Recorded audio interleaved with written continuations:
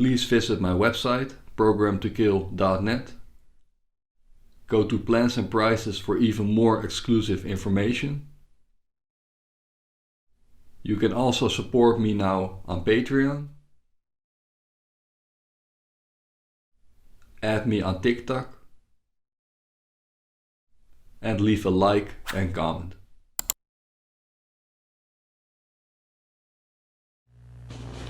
Police today found another body of a black male in Atlanta where 22 other young blacks have been slain.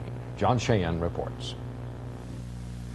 The latest victim was identified as Larry Rogers, a 21-year-old mentally retarded black man who disappeared last week. He becomes the 23rd in Atlanta's long series of murdered black children and young adults. His partly decomposed remains were found by chance. Police had responded to reports of an abandoned green car, but apparently not the one witnesses have linked to the disappearance of Rogers from an Atlanta street. Checking a nearby uninhabited apartment building, investigators discovered the youth's body. Earlier, police released a composite drawing of a light-complexioned black man seen with Rogers at about the time the victim vanished. Police quickly spread out in teams to question neighbors. Some of the neighbors recalled that another body was found in the same building a little over a year ago, but clues in the latest death are hard to find. It's a neighborhood of high mobility where tenants come and go, where buildings live and die. Derelict tenements quickly get their windows broken or are boarded up to become playgrounds for children or hiding places for corpses. Now, with 23 known dead and 2 still missing, this section of northwest Atlanta is just one more neighborhood where, for fearful parents, death is just down the street. John Cheyenne, CBS News, Atlanta.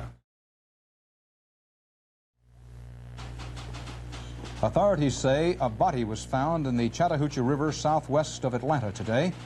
That discovery came even as a medical examiner ruled in the case of a body discovered yesterday. Sam Ford reports. For the 5th time in the past month and a half, a body has been found in a river in metropolitan Atlanta.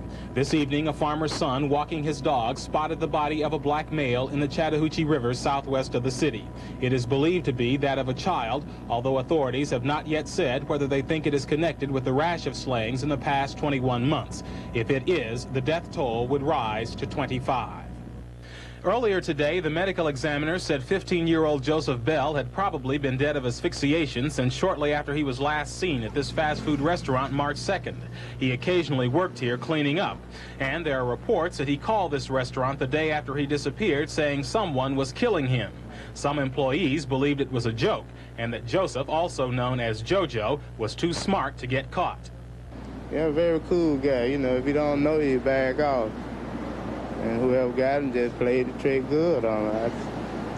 That sentiment was echoed at the Bell home today, where relatives and friends gathered to comfort a mother who had lost one of her 7 children. JoJo was capable of handling himself, and whoever picked him up, he had to trust them. You think this is an extremely smart person? Right. Clever would be the word. Police 2 weeks ago released this composite sketch of a suspect. Victim number 23, Larry Rogers, was last seen getting into a car with this man before his body was found. Police say they've gotten numerous telephone tips since the release of the composite sketch and that many people fitting the general description have been stopped and questioned, but no one has been charged. Sam Ford, CBS News, Atlanta. In Atlanta, where Wayne Williams is charged with the killing of 2 young blacks, a jury has heard from police officers, fiber experts, friends of the accused, unfriendly witnesses, even from Williams' father. But today, for the first time, the jury heard from Wayne Williams himself. Bruce Hall was in the courtroom. Late this afternoon, accused killer Wayne Williams took the witness stand in his trial that is now entering its 9th week. As he sat down, defense attorney Alvin Binder told the 23-year-old music promoter to speak up because this is your day in court. In a low voice, Williams replied, "I'm scared."